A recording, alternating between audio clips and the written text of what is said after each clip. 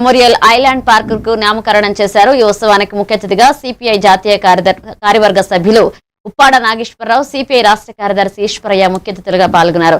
ఎద్దుల ఈశ్వరరెడ్డి ప్రముఖ స్వాతంత్ర సమరయోధులు, 4 సార్లు పార్లమెంట్ సభ్యులుగా విశిష్ట సేవలందించిన కమ్యూనిస్టు యోధుడిగా పేరుగాంచారు. కార్యక్రమంలో మున్సిపల్ కార్పొరేషన్ మాజీ మేయర్ పాక సురేష్, సిపిఎం జిల్లా కార్యదర్శి చంద్రశేఖర్, కాంగ్రెస్ అధ్యక్షుడు సత్తా, సిపిఐ నాయకులు, సిపిఎం నాయకులు పాల్గొన్నారు.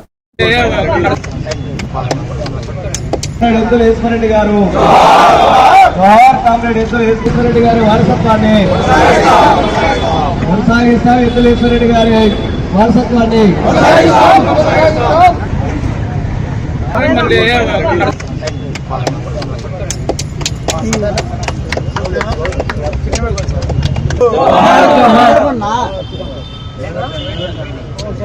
జోహార్ కామ్రేడ్ ఎద్దుల ఈశ్వరరెడ్డి గారికి, జోహార్ కామ్రేడ్ ఎద్దుల ఈశ్వరరెడ్డి గారికి.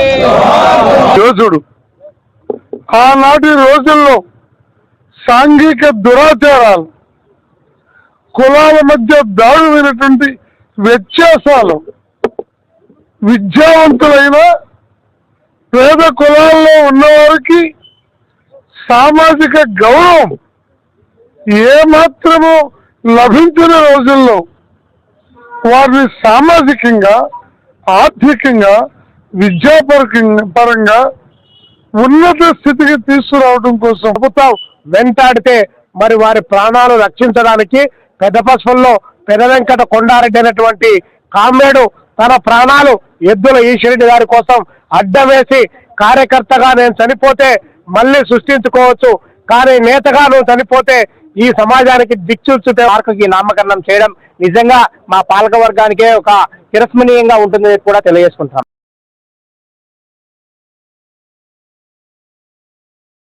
Team 26.